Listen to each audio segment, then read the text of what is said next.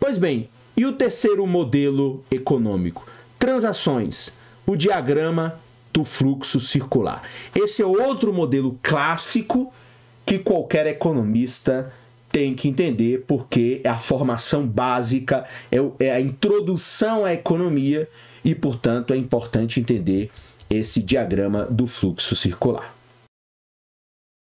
Então, na pequena economia criada por Tom Henke em sua ilha, faltam muitas características da economia em que vivem os americanos hoje em dia. Por exemplo, embora milhões de americanos sejam autônomos, a maioria dos trabalhadores são empregados, normalmente em uma empresa com centenas ou milhares de empregados. Além disso, Tom Henke, no exemplo aí que estamos observando em quase todo o capítulo, eles participam apenas eles participam apenas da mais simples das transações econômicas. Então veja que essa troca é simplesmente o chamado escambo, onde ele troca, então um dá peixe, o outro dá coco, ou seja, em que os indivíduos trocam diretamente um bem ou serviço, sem você ter aí nenhum intermediário de troca, que é o caso do dinheiro. Na moderna economia, a troca direta ela é rara. Em geral, as pessoas elas trocam bens e serviços por dinheiro, que é um pedaço de papel colorido sem valor intrínseco, mas que tem a capacidade de realizar as trocas numa economia moderna. E depois trocam esse pedaço de papel por bens e serviços que desejam. Ou seja, elas vendem bens e serviços, ganham dinheiro, e depois com o dinheiro compram outros bens e serviços. E elas vendem e compram uma porção de diferentes coisas. Então veja, a economia americana é uma entidade de imensa complexidade, lembrando que é a maior economia do planeta, com um PIB estimado aí anualmente em 22 trilhões de dólares. Então, claro que os Estados Unidos é uma economia muito grande, com mais de 100 milhões de trabalhadores empregados por centenas de milhares de companhias, produzindo milhões de diferentes bens e serviços. Mesmo assim, é possível aprender algo importante sobre a economia examinando o modelo simples que aparece na figura 2.7, que é o chamado diagrama do fluxo circular. Então, esse é o terceiro modelo econômico importantíssimo que se tenha o conhecimento dele, porque trata-se de uma representação que qualquer economista tem que dominar, porque ela mostra, digamos assim, um funcionamento das economias a partir desse fluxo circular, ainda que, mais uma vez, seja apenas uma representação da realidade, não a realidade, mas esse modelo explica muita coisa, como funciona a atividade econômica. Esse diagrama representa as transações levadas a cabo em uma economia com duas espécies de fluxos ao redor de um ciclo. Ou seja, você tem o chamado fluxo físico na economia, que são os bens, os serviços, o trabalho, a matéria-prima em uma direção, e você tem o chamado fluxo de dinheiro, que é a moeda de troca que paga essas coisas fixas na direção oposta. Então, nesse caso, o fluxo físico se mostra em um tom mais claro e o do dinheiro em um tom mais escuro. Ok? Então, vamos ver daqui a pouco isso graficamente. Os diagramas do fluxo circular mais simples modelam uma economia que tem apenas dois tipos de habitantes. Então, você tem nessa economia com fluxos físicos, né? Mercadorias, bens, serviços, matérias-primas, você tem dois agentes econômicos fundamentais, os domicílios ou as famílias, né? Em alguns manuais você tem a expressão famílias, e as empresas. Um domicílio consiste em um indivíduo ou um grupo de pessoas, usualmente, mas não necessariamente uma família, que compartilham a sua renda. E uma empresa ou uma firma é uma organização, normalmente, mas não necessariamente uma corporação, que, portanto, produz bens e serviços para a venda e que emprega membros do domicílio. Então, as empresas empregam as famílias e vendem para as famílias. Como se vê na figura 2.7, há dois tipos de mercado nessa economia modelo. De um lado, aqui no lado esquerdo, há então os chamados mercados de bens e serviços, ou seja, os mercados de produtos finais, produtos e serviços prontos para o consumo, em que os domicílios compram das firmas os bens e serviços que desejam, e isso produz um fluxo de bens e serviços em direção aos domicílios e um fluxo de retorno de dinheiro em direção às firmas. Daqui a pouco na figura isso fica mais claro. Então, as empresas produzem bens e serviços, colocam no mercado, os domicílios compram esses bens e serviços, portanto levam o fluxo físico e devolvem em forma de fluxo monetário, enfim, o fluxo econômico, ok? Do outro lado, aos chamados mercados de fatores. Já os mercados de fatores são os mercados daqueles produtos, ou melhor, corrigindo. Então, os mercados de fatores são aqueles mercados de matérias-primas, de elementos da economia que são utilizados para fazer os bens e serviços finais. A gente poderia utilizar uma série de expressões diferentes, como por exemplo, mercados de matérias-primas, ou mercados de bens intermediários, ou mercado de bens inacabados, ou os mercados de fatores de produção. Então, um fator de produção, veja, é um recurso usado para produzir, portanto, bens e serviços. Os economistas normalmente usam o termo fator de produção para se referir a um recurso que não se esgota totalmente na produção. Então veja, por exemplo, os trabalhadores usam máquinas de costura. Então, os trabalhadores usam máquinas de costura para transformar tecidos em camisas.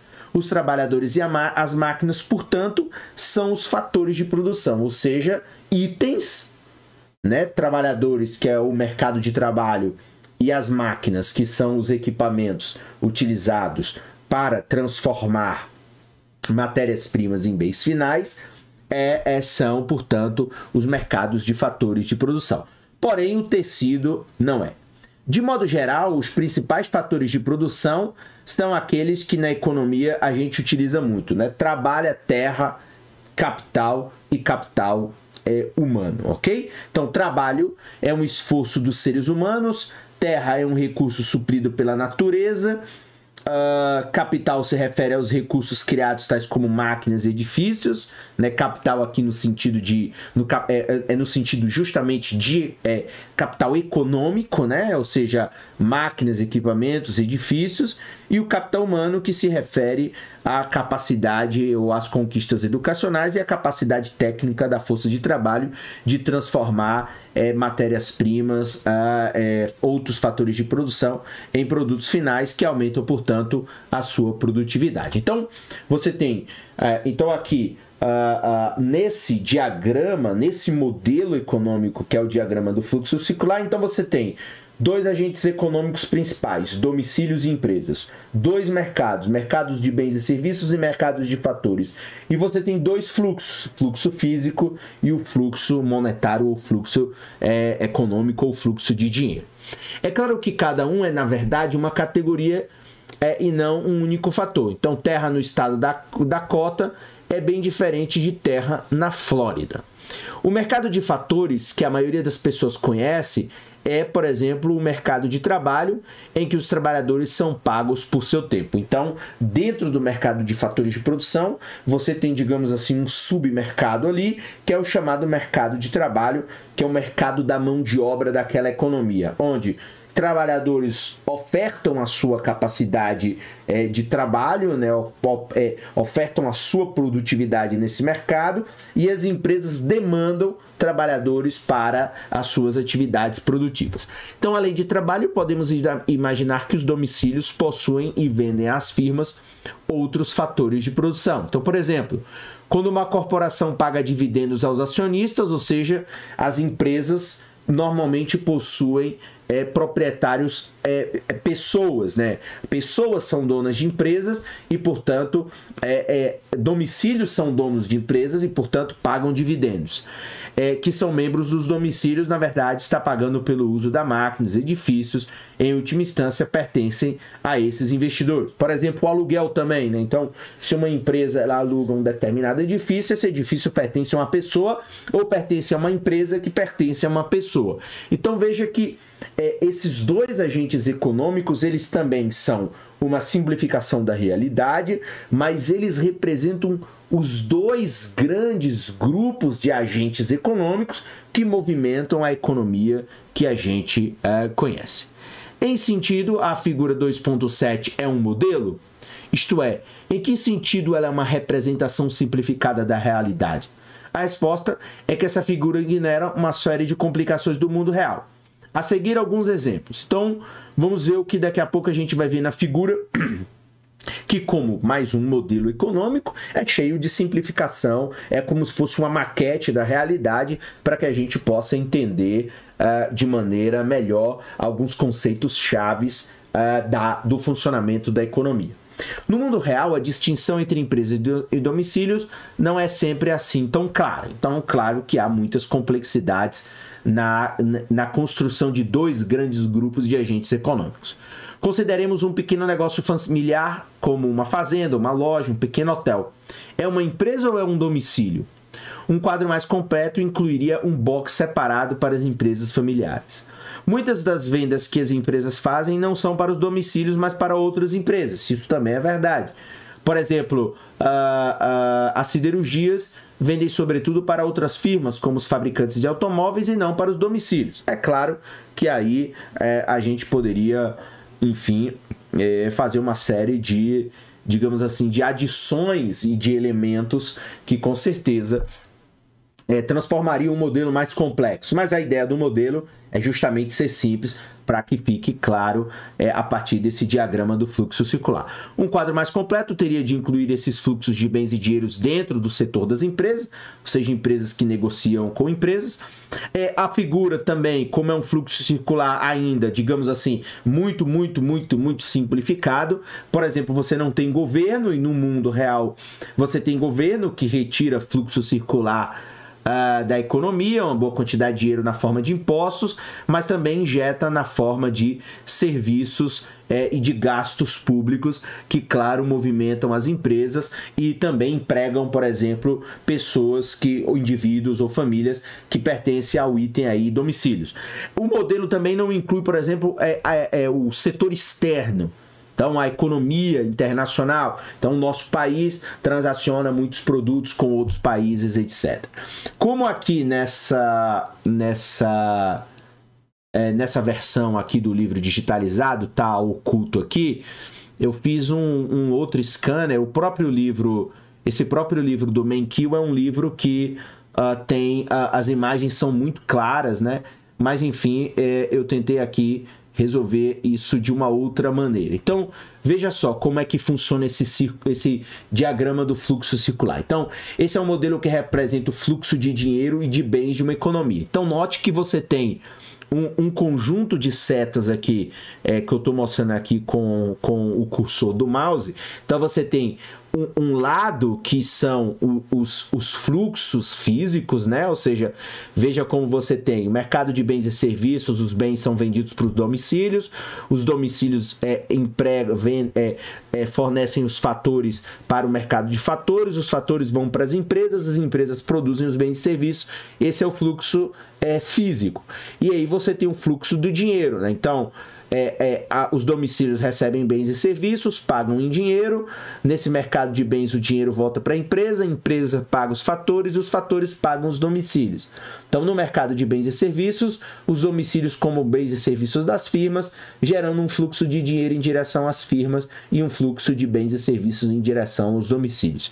Eu acho que se esse é o seu primeiro contato com a economia, e como este é um livro de economia, que claramente também é um livro que nós estamos falando aqui ainda nos primeiros capítulos, esse é outro fluxograma, outro modelo econômico fundamental que qualquer economista tem que dominar, e claro que é interessante você, enfim, fazer esse desenho e construir esse fluxo com a ideia de que isso fique bem sedimentado na sua cabeça. Então, claramente, você tem numa direção o fluxo físico e na direção oposta o fluxo financeiro, ou fluxo de dinheiro. E isso passa pelos agentes econômicos aqui, os dois grandes domicílios e empresas, e passa também pelos dois grandes mercados, que você tem numa economia, que são os mercados de bens e serviços e os mercados de fatores de produção. Então, isso é basicamente. Então, eu posso até dar uma aumentada aqui para ficar mais claro, né?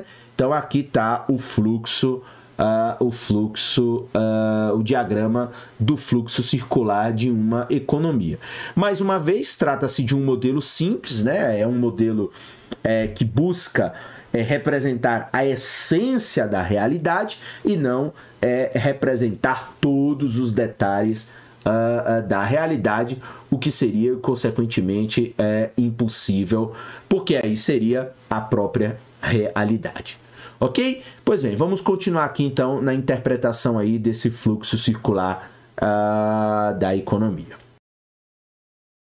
Em outros termos, a figura 2.7 não é de modo algum um quadro completo de todos os tipos de habitantes da economia real ou de todos os fluxos de dinheiro e de itens físicos que ocorrem entre esses habitantes. Então, mais uma vez, como a gente já vem alertando desde o começo do capítulo, os modelos, eles são uma representação da realidade, claro, eles são, digamos assim, revestidos de uma grande simplicidade. Apesar da sua simplicidade, o diagrama do fluxo circular, como qualquer outro modelo econômico, é uma ajuda, portanto, útil para pensar e refletir sobre os principais elementos da economia. Por exemplo, um diagrama do fluxo circular, ele pode ajudar a entender como a economia consegue proporcionar empregos para uma população crescente. Então veja, ó, a título de ilustração, consideremos a enorme expansão da força de trabalho, ou seja, o número de pessoas que querem trabalhar nos Estados Unidos entre o começo dos anos 60 e o fim dos anos 80. Então, esse aumento ele foi causado em parte pelo chamado fenômeno demográfico do baby boom nos Estados Unidos, que foi o surto do aumento da natalidade do pós-Segunda Guerra Mundial.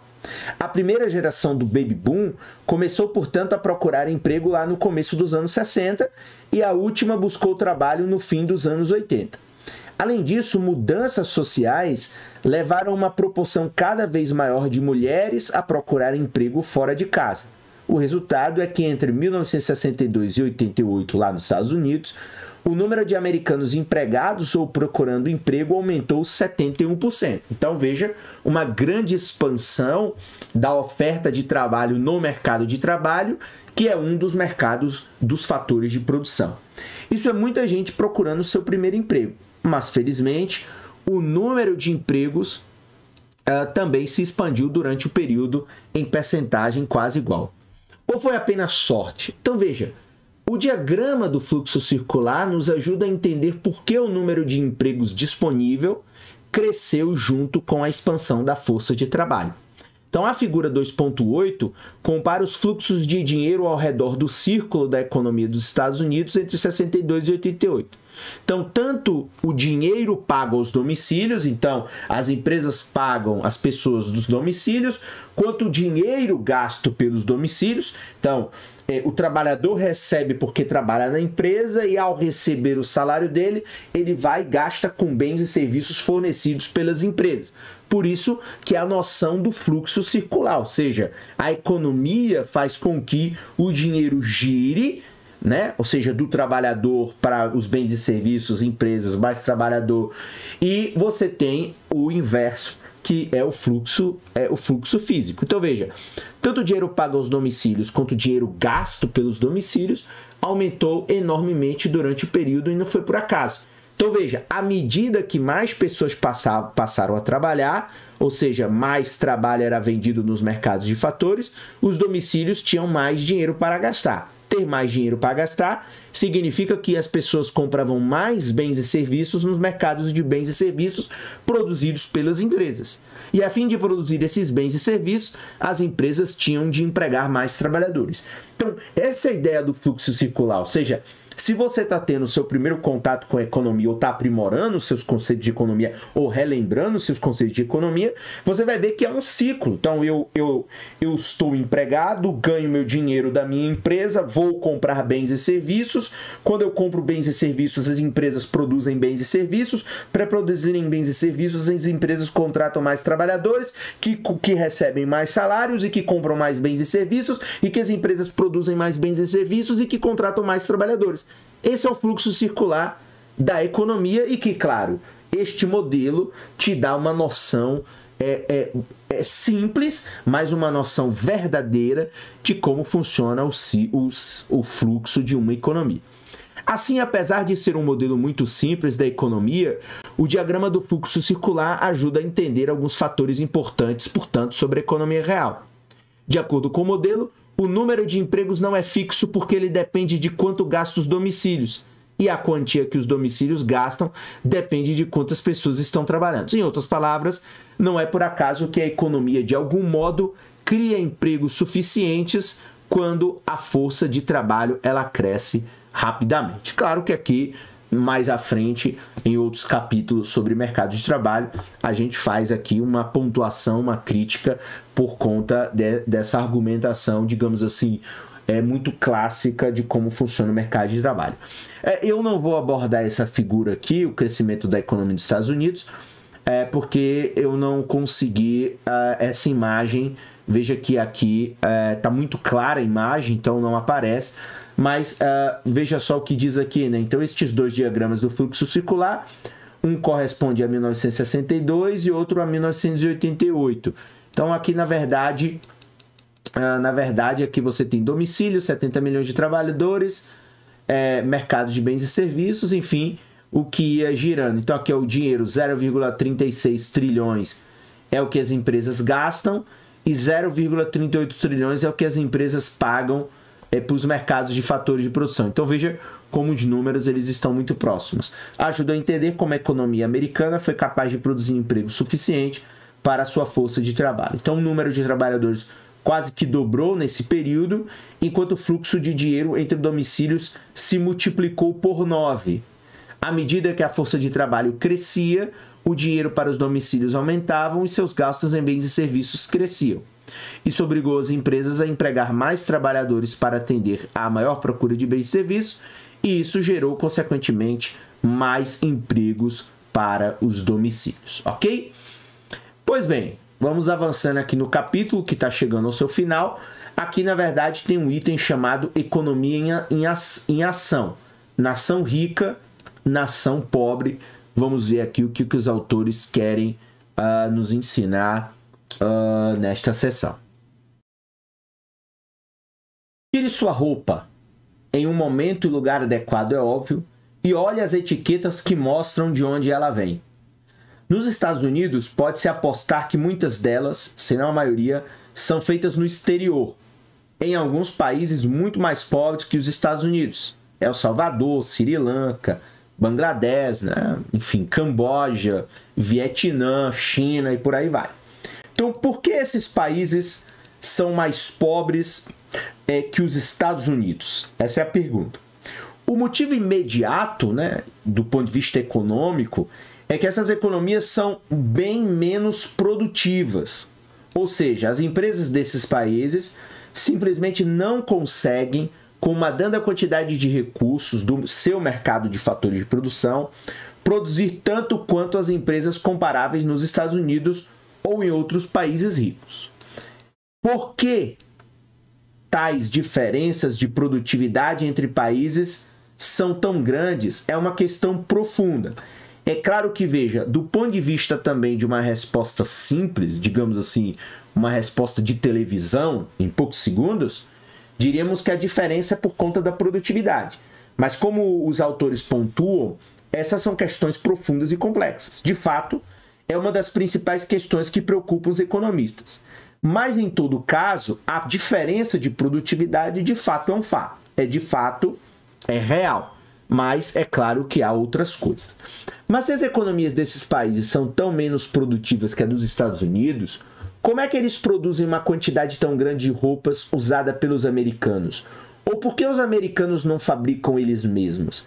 Mais uma vez, a resposta é a chamada vantagem comparativa que a gente viu nas sessões anteriores. Ou seja, países mais pobres podem alocar a sua mão de obra, digamos, de uma maneira digamos assim, menos pior nesses setores do que os trabalhadores americanos que podem trabalhar em setores em que são mais produtivos do que simplesmente produzir roupa. Então, possivelmente, toda a indústria em Bangladesh ela é menos produtiva que a indústria correspondente nos Estados Unidos. Aí lembrando o que a gente já viu na seção de vantagem comparativa e comércio internacional. Mas a diferença de produtividade entre países ricos e pobres varia segundo o bem. É muito grande na produção de bens sofisticados. Então, claro que os países mais ricos, que possuem trabalhadores mais produtivos, máquinas melhores, etc., bens sofisticados, como aí é o caso de aviões, eles são mais produtivos. Mas não é tão grande na produção de bens simples como o vestuário. Então, quando você trata de bens mais simples, ou digamos bens mais brutos, entre aspas, estamos falando que a diferença de produtividade entre países ricos e pobres não é tão diferente. Então, por exemplo, na agricultura, talvez a agricultura americana não seja tão diferente quanto a agricultura brasileira, porque a gente tem vantagens comparativas em uma série de questões, eles têm outras, e acaba que a potência e o poder de competição é muito igual. O que seria diferente em outros setores, digamos, por exemplo, setor de tecnologia. O Brasil é muito, mas muito menos produtivo e eficiente do que, por exemplo, as empresas norte-americanas de tecnologia. Assim, a posição de Bangladesh com respeito à produção de roupa é análoga lá à posição lá de Henk com respeito à coleta de cocos.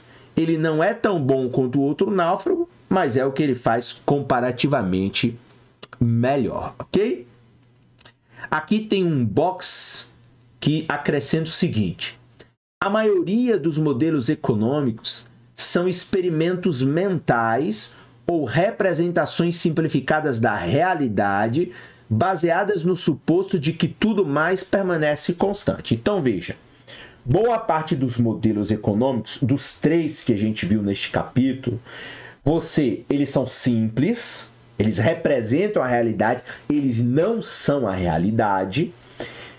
Considera-se que você vai pegar os elementos principais para compreender a reflexão mais importante em torno do modelo. Portanto, você considera que todas as demais variáveis desconsideradas elas se mantêm constantes.